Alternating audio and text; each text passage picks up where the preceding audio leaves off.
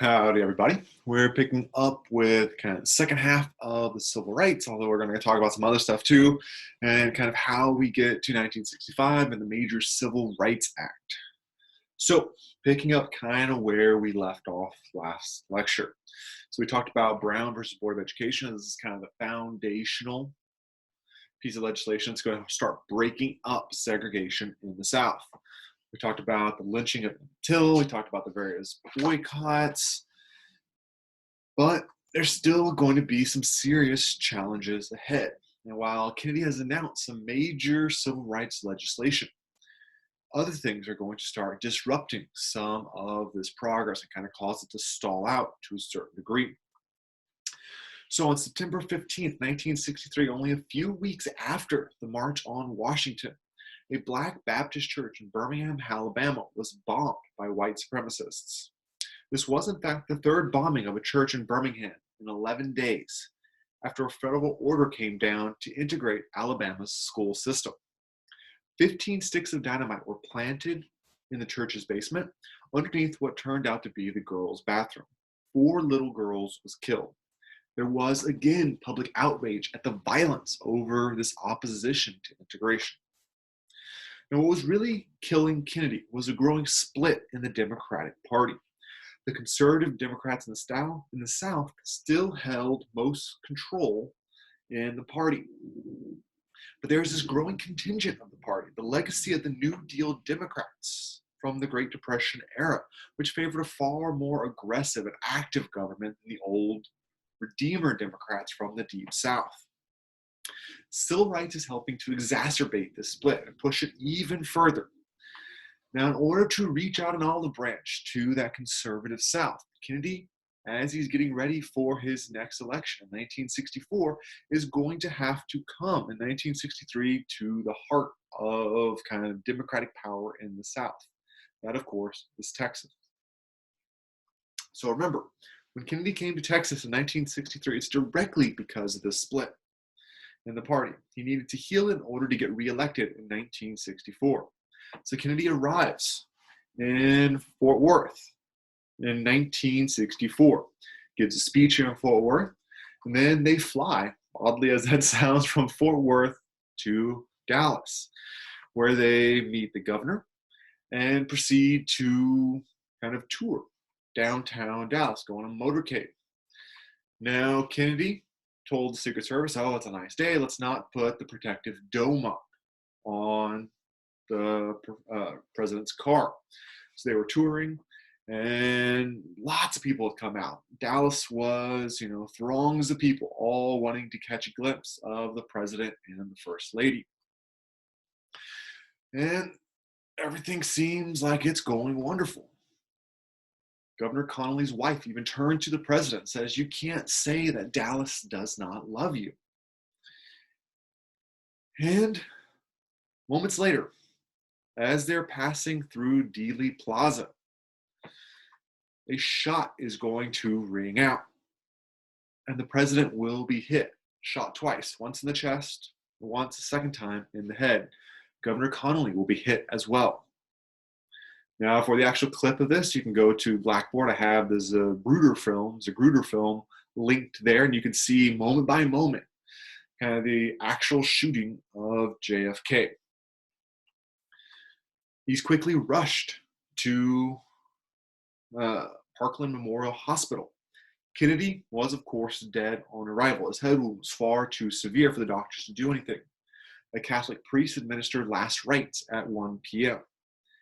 Governor Connolly, while in very serious condition, will recover from his wounds.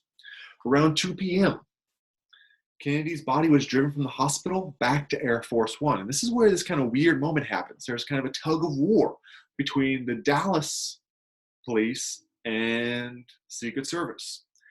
Up to this point, it was technically not a federal crime to shoot a president. It was just a normal murder. So that means it fell under the local jurisdiction in which the murder was, or in which the murder took place. So that means it would be a Dallas issue. Secret Service says, hell no, we're taking the body. And they managed to load it into Air Force One. Now, what's interesting about this is they didn't have a way to fit the casket in the plane. They actually had to take some of the rear seats out of the plane. Now there's a special section in Air Force One just for caskets for this unfortunate event. But LBJ, kind of somewhat insensitive, somewhat trying to provide a sense of stability, has Jackie Onassis Kennedy standing right next to him when he gets sworn in as president. Now, she's still wearing the pink Chanel coat with her husband's blood, having just watched him get shot to death in her lap. So not exactly the most caring of moments for LBJ, but nonetheless, he has become president, and it's going to be up to him to carry the next step forward. Now, Lee Harvey Oswald is arrested for JFK's assassination. This will spark no end of conspiracy theories about what actually happened. The most jarring aspect of this is he's killed before any information can really come out. Jack Ruby, a nightclub owner in Dallas, shoots Oswald himself. So now the president's been assassinated. Oswald, the alleged assassin of JFK, is also assassinated. And theories abound. This is going to be the thing. So everyone thinks they have a theory over who killed JFK. Some say it was the mob. Others say it was the Cubans and Castro. Others say it was the anti-Castro Cubans because JFK hadn't helped enough during the Bay of Pigs. Some claim the KGB, maybe the Russians did it. Others say it was Lyndon Johnson, although there might have been an easier way for him to become president aside from assassinating JFK. Some claimed it was the Federal Reserve bankers due to some of the laws that Kennedy had helped get passed. Others say it was the Secret Service that conspired to have the president killed. Some even go as far as saying it was the limo driver that somehow turned around, shot the president, and turned back around before anybody ever noticed. There's lots of crazy stuff. There's books written on this. But nonetheless, we have to move forward in the nation. And one of the big parts of that is JFK's funeral. So back in the Capitol, you have this massive funeral for the president. You have this big procession from the White House all the way to Arlington National Cemetery, crossing the big bridge into the cemetery. You have this kind of send-off for a very contentious president at times, but also a much-loved president. And this leaves LBJ in charge of the presidency, ready to take the next steps forward. Let's talk a little bit about LBJ before we get too far forward into him. So LBJ, as we know, grew up dirt poor in the hill country of Texas. One of his first jobs was teaching poor Mexican-American kids in a rundown school in the Valley. He'd gotten his start during politics during the Great Depression, running one of Roosevelt's New Deal programs. And this is going to be where he truly gets his belief system. He saw how much the New Deal programs helped. He saw what it could do for the underprivileged. And poverty was one of the things he really saw as an unnecessary plague on the United States. And more than anything, Johnson genuinely really believed in civil rights. So before Johnson had become vice president in 1957, he had helped to get a Civil Rights Act passed, which is aimed at providing equal voting rights to all citizens. And it's in fact the first voting rights act or civil rights bill passed by Congress since Reconstruction. And it is LBJ that is crucial to getting this passed. He had what was called the Johnson treatment, where he'd lean in, talk, and kind of intimidate people into getting on his side, just to kind of get them out of his personal or their personal bubble. Now, Strom Thurmond, one of those Dixiecrats that we've talked about a little bit, had tried to filibuster this. He talked for 24 hours and 18 minutes straight trying to kill this bill before it could get voted on, before it could get passed. What became kind of a symbolic failed attempt to defeat the bill. He read from the Declaration of Independence, the Bill of Rights, and even Washington's farewell address. After he began running out of patriotic things to read from, he began reading random things, including the phone book. At one point, he even began to recite his grandmother's biscuit recipe. Now, the bill passes regardless, and it does make some steps forward on voting rights across the United States. But it's LBJ that really made the difference. So, in 1964, after LBJ has become president, he's going to helm the new bill, the Civil Rights Act of 1964, trying to get that passed. And he's going to have a better tool this time, not just the Johnson treatment to intimidate people, but he's going to have the memory of Kennedy. Now, he's going to use his memory of Kennedy, saying this was the last thing Kennedy wanted to do, so let's give it to him. Let's honor the president's memory and help get this bill passed. Now, what this proposed bill in 1964 says is, first, it outlaws racial segregation in schools, public places, and employment. This means you can no longer have separate anything. No separate drinking fountains, no separate buses, no separate train cars. These were citizens of the United States, and they had to be treated as such. Now, what it really did was threaten to withhold state or federal funds to the states if the states did not adhere to these new guidelines. If they didn't integrate in all aspects of society, the federal government could withhold money, and this is where it really punishes the states. Because keep in mind, just like the Montgomery bus boycotts, when you withhold money from someone, they get surprisingly less racist.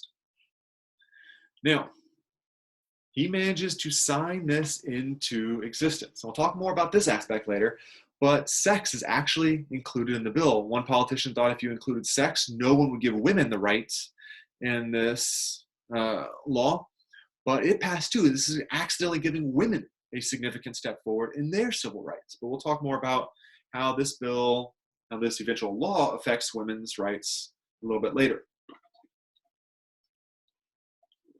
So, to begin kind of moving forward on this, MLK is going to begin mobilizing a new push to kind of exercise these voting rights, exercise these civil rights outlined in these two laws in 57 and 64.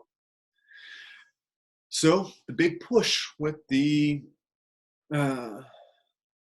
SNCC and the NAACP is pushing for the voting rights campaign. This trying to bring national attention to the systematic denial of Black voting rights in Alabama, particularly in the city of Selma. So MLK and other civil rights leaders will mobilize a massive march, a symbolic march, to march from Selma to Montgomery. So over the next 3 weeks, more than 3,000 African Americans were arrested, and they suffered police violence in trying to mobilize for this march. Now, on March 7th of 1965, approximately 600 civil rights marchers departed Selma on U.S. Highway 80, heading east to the Capitol. After they passed over the crest of the Edmund Pettus Bridge and left the boundaries of the city, they were confronted by the county sheriffs, deputies, and state troopers, who attacked using tear gas, horses, and billy clubs and drove them back across the bridge. Governor George Wallace vowed the march would not be permitted. 17 marchers were hospitalized, and 50 more were treated for lesser injuries. This became known as Bloody Sunday. It was covered in the national press, reaching many American and international homes. 2 days after the first march, on March 9th of 1965, MLK tried to lead a symbolic march over the bridge. But it is pushed back as well. So local activists and others had joined, and oddly enough, whites are going to begin joining this in large numbers as well. But that night, white minister James Reed, who had traveled to the city from Boston, was attacked and killed in Selma by white members of the Ku Klux Klan. So again, on March 21st, 1965, approximately 3,200 marchers departed for Montgomery.